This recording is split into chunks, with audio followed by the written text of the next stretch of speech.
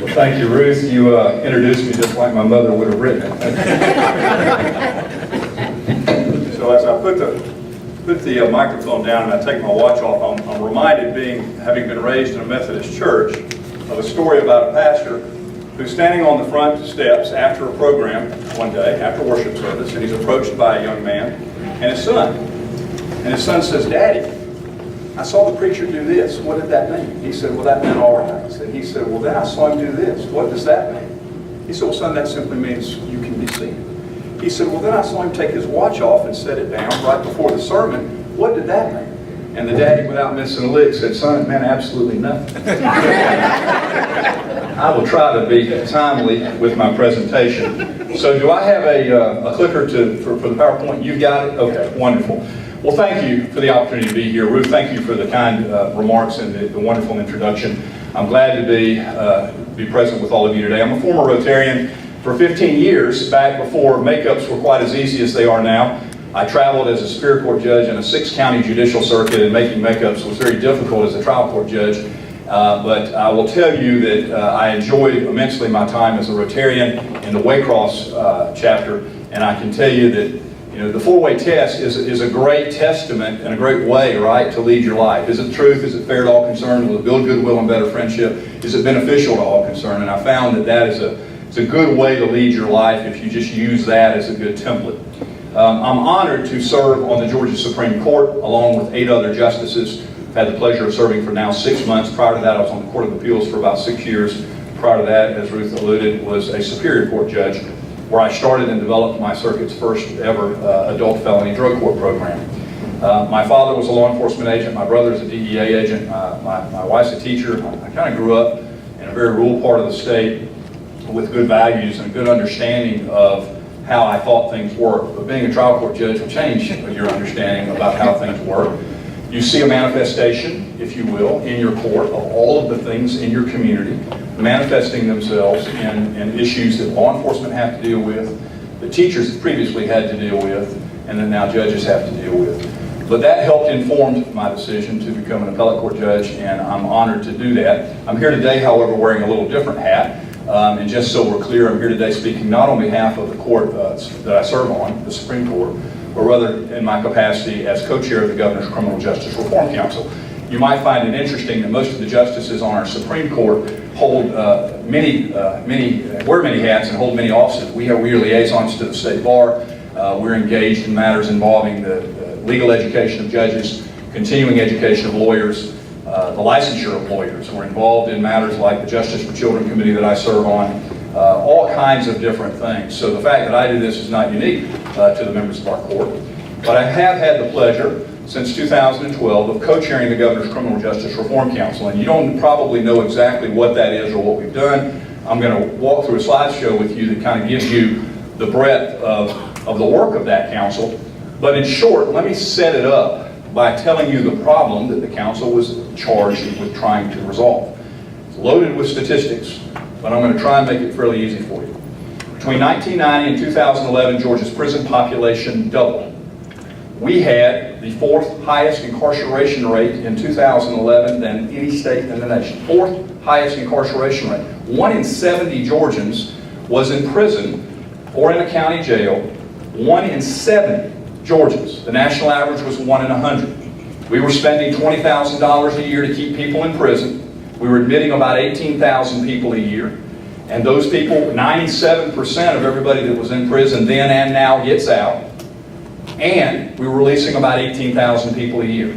Within 3 years, 6,000 of those people were back in prison. 30% recidivism rate.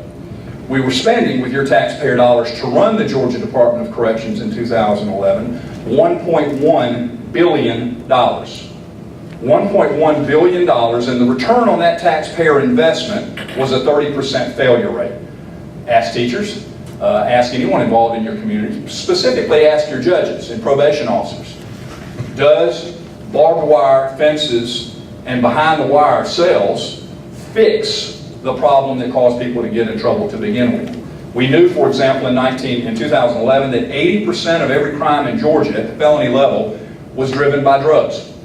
80%. So enormously high cost, We knew that locking people up did not fix substance abuse or mental health problems, which were the predominant drivers of criminal conduct. We were spending an enormous amount of money, and we had a 30% failure rate. And so, to those that believed, an eye for an eye and a tooth for a tooth, or you do the crime, you do the time, that got us through a really tough on crime 80s and 90s when we passed a 3 strikes and you're out policy, which tied the hands of Judge Mumford, Judge Earl, tied their hands so that they have no authority to make a sentence fit the crime in certain circumstances. We abolished earned time credits. You could earn your way into prison, but you couldn't with good behavior earn your time, earn your way out. And we instituted mandatory minimums. If incarceration fixed substance abuse and mental health problems, we could put an entire industry out of business. But it doesn't work that way. Nor does someone my size, wearing a robe, threatening someone from the bench and telling them, smoke crack one more time and I'm going to send you to prison, work. It would work for me. It might work for you. But it didn't work with the class of offenders that I was dealing with who had very significant mental health and substance abuse issues, sometimes both. Nor does preaching them straight, because I tried that as well. It simply didn't work. And so, 4th highest incarceration rate in the nation, 1 in 70 adults in Georgia was behind bars, national average 1 in 100. You might say, well, that maybe we had more crime. Truth of the matter is, in 2011, violent crime and property crime were down in Georgia 20 and 21% respectively. We were not incarcerating more people because we had more crime. We were incarcerating more people because we had no other alternatives. Probation or prison were the only alternatives these judges had, only alternatives I had, generally, when I was a Superior Court judge. So those problems really manifested themselves in enormously high cost and bad returns on investment. We knew that if we did nothing in 2011, that Georgia's prison population would grow by 8% through 2016. That it would cost U.S. taxpayers, that growth, $264 million. None of that growth would have accomplished a better result. We still would have been experiencing, like most states, a 30% recidivism rate. And so ultimately the governor said, is there a better way to address the criminal justice system in a way that ensures that we save beds for the people that need those beds? And believe me, there are some very violent people that would do you or your families harm that need to be incapacitated. They would have harmed, I saw them regularly, sex offenders, rapists, robbers, murderers. We need to ensure we have beds for those people. Criminal justice reform wasn't about doing anything to assist serious violent offenders. It was all about ensuring that we used targeted, strategic strategies on low-risk nonviolent offenders that have been proven across the nation to work much more effectively than incarceration. If you think those numbers are bad enough, let me very briefly speak to you about probation, because that's the incarceration rate. Now let me talk to you about the community supervision rate. The number of people on community supervision, probation or parole, for misdemeanors or felonies. In the United States, the incarceration rate on average, the community supervision rate on average is 1 in 30. 1 in 30 adults in the nation is under some form of community supervision. They're on probation, in prison, on parole, or in a county jail. So that's the correctional supervision rate that I'm speaking of, 1 in 30. In 2011, and whenever I say this in a Rotary group this size, it gets some attention. In 2011, the incarceration control rate in Georgia was 1 in 13. 1 in 13 Georgians was under some form of correctional control, in prison, in jail, on probation, or on parole. And everybody looks around and says, well, who is he? Right? 1 in 13. 1 in 13. It was the highest incarceration control rate or correctional control rate in the nation by far. Average 1 in 30, Georgia was 1 in 13. In addition, if you think the cost for the adult felony correctional system, $1.1 billion and a 30% recidivism rate, $20,000 a year per bed is high, the juvenile rate was even worse. 1 bed in a YDC, a youth development campus, or regional youth development campus, 1 bed per year cost, anyone want to guess? It's not $20,000 a year. Do you know, Judge? About $100,000. It's $90,000 a year. And you might say, well, that bed is important if we're getting a good return, right? The kid that goes to that place is remediated appropriately and does not recidivate. However, the failure rate, the recidivism rate for youth sent to one of those $90,000 a year beds is not 30% like it is for adults. Within 3 years of coming out of that bed in 2011, up to 65% of those youth had been re-adjudicated delinquent within 3 years of their release. As I used to say, the youth never graduated from high school, but they all graduated from juvenile court to state court and then to felony court. It's incredible. So horrible returns on taxpayer investments, not to mention the moral imperative that is inherent throughout all of this conversation about, is there a better way to deal with it? And so, with those kind of being the drivers, if you go to the first slide here, you can see some of the numbers that I talked about, and you'll see that we knew that in 2010 that 25% of everybody that went to prison in Georgia were low-risk property and drug offenders. Low-risk property and drug offenders. So I've talked about populations, I've talked about the incarceration rate, correctional control rate. Go to the next slide, if you will. So the Criminal Justice Reform Council was the product and brainchild, if you will, of Governor Deal. Governor Deal, in 2011, established a council and said, I want a council of bipartisan, nonpartisan, collaborative stakeholders to get in a room together and try to come up with some ideas to recommend to the General Assembly for policy changes within the judicial system that would do three things. Improve public safety, save taxpayer money, improve public safety, save taxpayer money, and hold offenders accountable.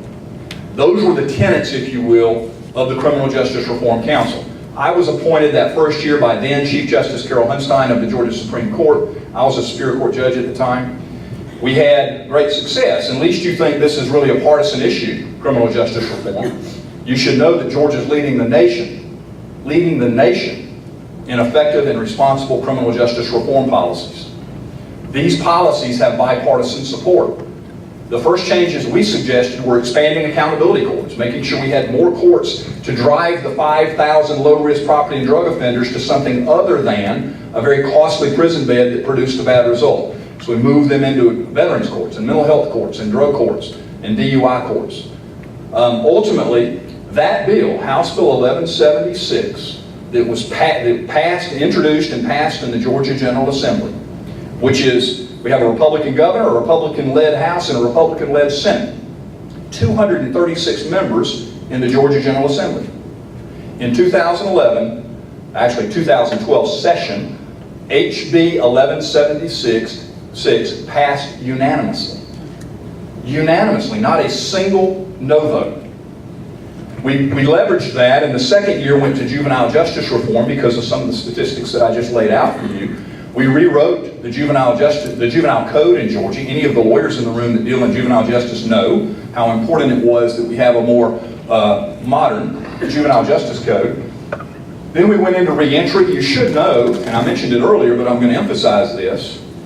To those that think, well, the only problem with the criminal justice system is we don't lock people up for long enough.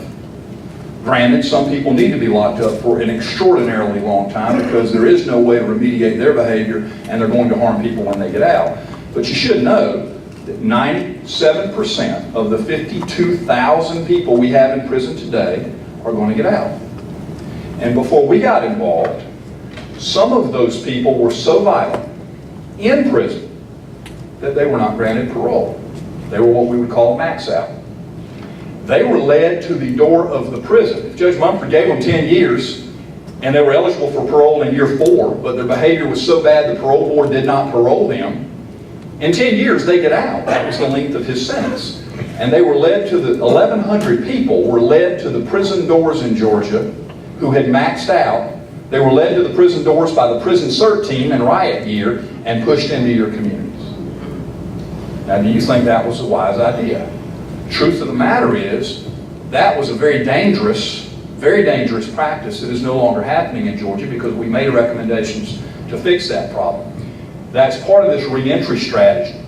We're releasing about 18,000 to 20,000 people a year. As these returning citizens come back into your community, what you really want them to be is successful. because a successful offender is not going to reoffend. They're going to be productive, tax-paying citizens, and they're not going to impact the judicial system or the healthcare system or the education system or all of the other things in our communities that are affected by criminal conduct. They're not going to victimize other people as well. So we went through adult reentry. Misdemeanor probation reform was also something that required quite a bit of work over the last several years. We went into criminal records. I don't have time to go into all this today. And then last year, some more probation reform. I will touch on probation reform very quickly, because when you leave here, I want you to have some of these salient points.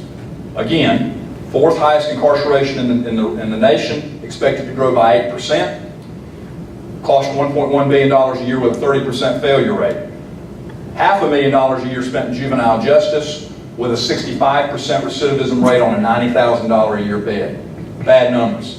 1 in 13 citizens under some form of correctional control. And as if all of that were not enough to prompt the General Assembly and the governor to enlist the help of judges and others in a bipartisan effort to fix the problem, you should also know, and last slide I'll show this, but you should also know that Georgia has more people on probation, misdemeanor and felony probation, than any state in the nation, per capita. So this is the statistic that might resonate with you. On average, per 100,000 adults in a state, the national average of how many of those are on some form of community supervision, parole, probation for felonies, or probation for misdemeanors. The national average is 1,500 people per 100,000 adults. In Georgia, the number in 2011, actually last year, was 6,161. There is not another state in the nation that has more than 2,500. We have 4 times more than the next closest state, people on probation, and for longer sentences than anywhere else in the nation. Long sentences, a lot of people on paper, probation, and really it's because we had really very few alternatives. And so if you go to the next slide, some of the things we did, we changed the felony threshold for burglary and theft from 500 to 1,500. I know some of the sheriffs didn't like that, but ultimately I think it's all kind of worked out. Ultimately, we were the only state in the southeast that had not done that. We hadn't changed our felony threshold since 1982. We moved to weight-based sentencing on drugs. You know, most people know that less than an ounce of marijuana is a misdemeanor. More than that, up to 28 grams can be possession. Most people didn't realize we didn't have that same sort of stratification or weight-based programming for cocaine, for example. So when I was a Superior Court judge, residue of cocaine on a straw, illegal, obviously, should be, obviously, but residue on a straw carried the same penalty available for me as a sentencing judge as did up to 28 grams of cocaine, 1 to 15 years in prison. First time, residue on a straw. It's changed now. We've gone to weight-based sentencing. We've given judges some authority with mandatory minimum safety valves to kind of work their way around a mandatory minimum. We've given those incarcerated individuals who are returning to our communities a presumption, a certificate of program and treatment completion. So when they get out and they get a job, there is some limited liability for their employer if their employer were to get sued because this individual made some mistake while they worked with that employer. We're incentivizing employers to hire these returning citizens, and part of that was to include training them, that is the individual while they're in prison, so that when they get out they can provide good services. Conditional driver's licenses for accountability court participants, and so forth. I can't go through all of these, but if we'll go to the next slide, these are some of the things that required administrative actions. But look down to the appropriation slide. You know, you've heard this preached in many places, including churches. If you want to know where someone's heart is, you look in their pocketbook, right? You look at their checkbook. Where do they spend their money? Georgia has spent, and this number's old, $65 million in money through the Criminal Justice Reform Council to appropriate funds to accomplish some of the recommendations that we've made.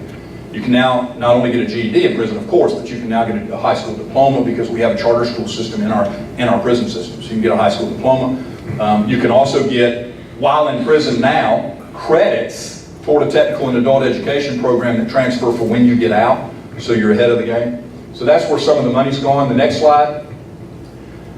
Doesn't come across very well. Just look to the far right.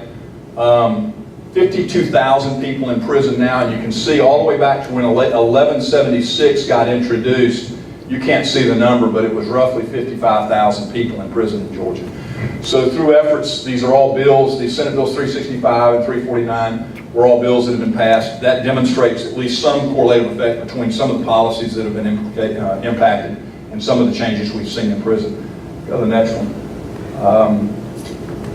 Again, prison population has dropped since 2011. We were expected to grow by 8%. We would be at 60,000 roughly right now, but for all of these changes. Next slide. I'm not sure why. This is the first time I've ever seen this PowerPoint look like this, so I'm not sure why. But as I told you before, increased prison populations were not attributable to increased crime. Property crime and violent crime during those years was down. And you can see where other states ranked on property crime indexes. Georgia was not significantly different. We were 8th highest in the nation, but South Carolina was 4th, Florida was 5th, Tennessee was 7th. So we weren't experiencing high crime rates, which would explain decreased populations in our prison system. The next slide. So the jail population, your county sheriffs, your jail population, back when we started in March of 2011, our county jails were at 92% capacity and they had 41,000 people in those jails. I looked yesterday and the June Department of Community Affairs jail report shows that we have 37,000 people in county jails now. And that's important for something I'll tell you in a moment. Go to the next slide. So that's totally not helpful, but let me just tell you what that says. Let me tell you what that says. In 2015,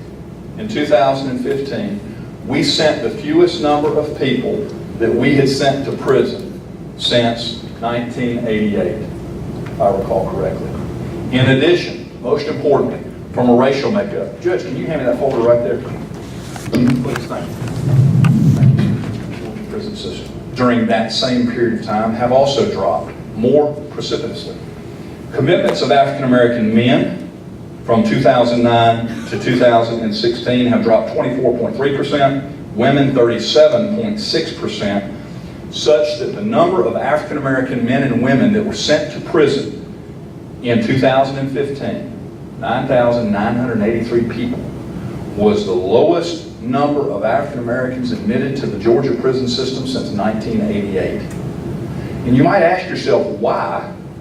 And the answer is, many of them were in that 5,000 low-risk, nonviolent property and drug offender category that, but for having options, would have been sent to prison, but now are being sent to diversion programs like drug courts and mental health courts, programs that have been proven to be effective. And to just plug drug courts for just a moment, having started one myself and having researched them pretty well, I will tell you that no program in the United States has been researched, validly, objectively researched, more than adult felony drug court programs. And just to juxtapose the other numbers that I gave you earlier, these are the numbers for drug courts. Traditionally, a drug court will cost about $4,300 a year to operate per offender, around $4,300. And the return on investment you get for that money is that offender that goes through and graduates from a drug court program, unlike those coming out of prison, the likelihood, the recidivism rate of that offender getting in trouble again drops from 30% to between 7 and 10%. It costs less and it produces a better result. It's not a panacea. It does not work for everybody. Everybody's not eligible for drug courts. But for the cohort of offenders that are being placed into these accountability court programs, strategically, it works generally very well and much better than brick and mortar.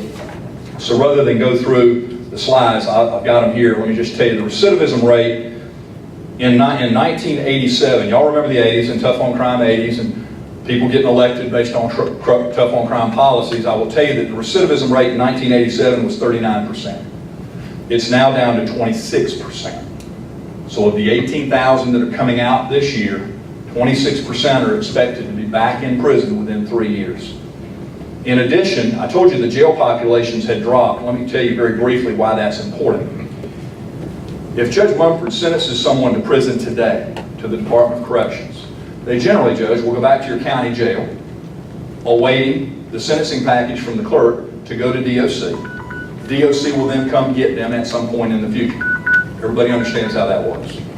If they don't come get them within 15 days, state law has always said the state had to pay the county for what is then a state inmate. And they pay the county a per diem. And that per diem, now I ask you, is your sheriff here? Anybody from law enforcement, jail? Anybody? All right, so your jail, sheriffs will tell you that to operate a county jail is $45, $46 a day. Do you think the state contract pays you all $46 a day to house what is then a state inmate? No. The county state contract would pay you $21 a day. So do you think the state was incentivized to come get that individual from your jail and put them in a $20,000 a year bed? See where I'm going with this? In the end of the day, in 2011, the year we started criminal justice reform, the state paid county jails throughout this state, and we have them operating in 144 counties. The state paid county jails $25 million at $21 a day. That was the per diem amount we spent in 2011. But we, the Criminal Justice Reform Council, said there's a better way to do this. Number one, the inmate that is sentenced by our judges that goes to the county jail is not getting any programming in your county jail. Now that we've improved programming, right, in our state prison system, it's best to move folks into the state prison system early so they can take advantage of this program and be prepared for their release. And so we asked that clerks electronically submit sentencing packages in this day and age with computers, generally working, but not today. Generally, it's much more efficient to send that sentencing package to DOC. That way, it's much quicker. It used to be you'd mail it, they'd say there was something omitted or something wrong with it, they'd mail it back, and all the time you're housing a state inmate in a county jail for a very high cost, and you're only getting $21 a day for it. So $25 million that year. We instituted electronic submission of sentencing packages, and I'm here to tell you that in 2017, last year, the state paid not $25 million, but the state paid $660 in per diem. We've saved $25 million simply by expediting the way folks are moved around within the system. So understand that all of this wasn't about necessarily sentencing changes or anything else. It was really about ensuring that we kept prison beds for the people that need them, which is why in 2011, state prison population, 63% of the people in prison were violent. Today that number is 67%, which is exactly what we expected. The number of people in prison in 2011 that were nonviolent was 37%. Now it's 33%. So we're saving those beds for the people that most need them. Lastly, I'll finish with the fiscal incentive grant program and then move on. One of the reasons that juvenile judges were sending youth to these $90,000 a year beds is because Rockdale County, DeKalb County, Gwinnett County could not afford to build a program delivery model that worked. So what does work with youth? And if you have kids, you understand. Youth are a little different to deal with than adults. What works with adults doesn't always work with youth. And what we found was, what would you suggest might be one of the least effective programs that's out there that you hear about, you may even see on TV, one of the least effective programs to deter youth who are involved in the criminal justice system, deter them from staying involved and getting involved again? Scared straight. Scared straight. Time and time again, it's been proven that that program as it's designed really doesn't work very well. You take these low-risk youth and put them in with high-risk youth, they end up coming out worse. But what does work? Sounds soft, I know, but it's been proven to work nationally. Cognitive behavior interventions, functional systemic therapy, family therapy, anger therapy. It works. It's one of these odd things that you find what works and you figure out, well, how can we deliver that to a large group of youth in our community? And the challenge was that Rockdale County didn't have the money to build a cohort of cognitive behavior interventions for the youth caught up in your juvenile system in Georgia. And so the governor said, here's what I'm going to do. I'm going to give $6 million in grant money to counties that will ask for it. And we're going to build a model. And you can build in your community what will work. And all we ask you to do, juvenile judges, is to divert 15% of the people you would have sent to that $90,000 a year bed, divert them into one of these programs. We know now, having looked back at it, Rockdale's part of this, DeKalb, Gwinnett, Cobb, Fulton, Chatham, Bacon, not Bacon, but Bibb, large counties, 70% of at-risk youth are now served by these programs. because 29 courts, 51 counties participated in this fiscal aid grant program. Carl Vinson Institute at the University of Georgia did a study.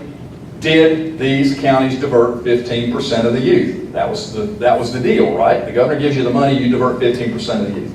What we found is they did not divert 15%. The first year they diverted 62%. The second year they diverted now 54%.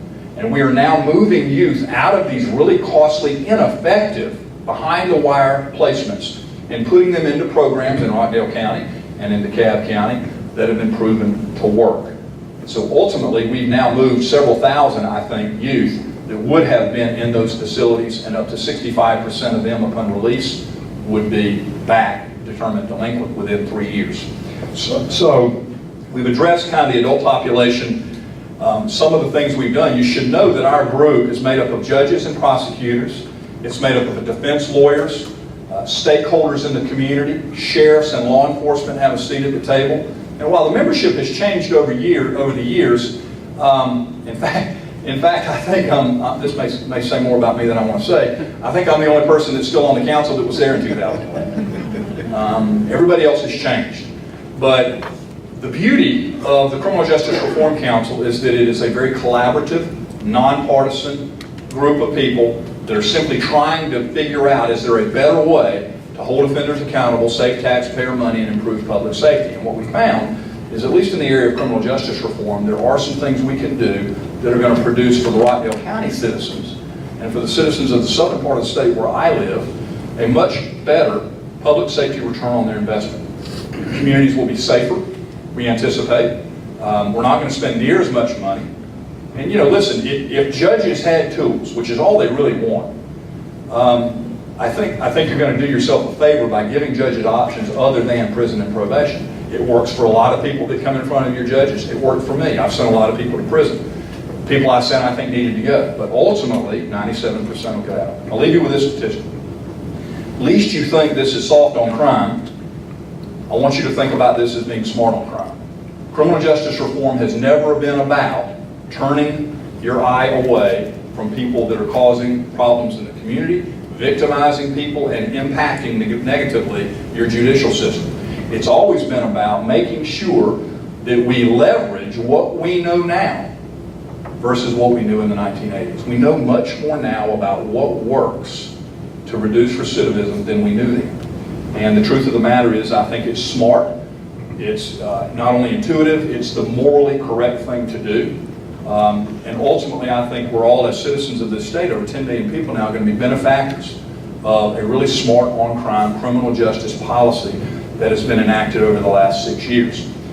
But if you think this is all about the four corners of the criminal justice system, I want to leave you with this last thought. In 6 counties in South Georgia where I was a Superior Court judge, I conducted my own sociology study. I generally asked at least 3 questions of criminal defendants that came in front of me, and I was dealing with felons, charged felons, and sometimes convicted felons. On sentencing, on parole revocation or probation revocation, they're standing in front of me, and at least I would ask these 3 questions every time. How far did you go in school? What drug did you first start using, and when? So everybody together, what drug did they first start using? Marijuana. What age did they first start using marijuana? 13 was my number. So 6 counties, I asked 6,000 people that I kept track of those 3 questions. Marijuana at around age 13. So don't lose sight of that. Third question, how far did you go in school? So, last question. What percentage, and you can think about high school graduation rates in Rockdale County or in any part of this state, what percentage of 6,000 people that I dealt with, and it's no different here, what percentage of 6,000 people had a high school diploma or a GED? What percentage? 3%. 20? 10? Anybody want to guess? Sensing a trend. So the number was 34 people. So when you think about criminal justice reform, by the time it gets to Judge Irwin and Judge Munger, it's awful late in the system. People have been victimized, costs have been occasioned on your community by lost work production, unemployment, increased health care at the emergency room, all because of crime. And I want you to just understand the correlative connection between education and crime.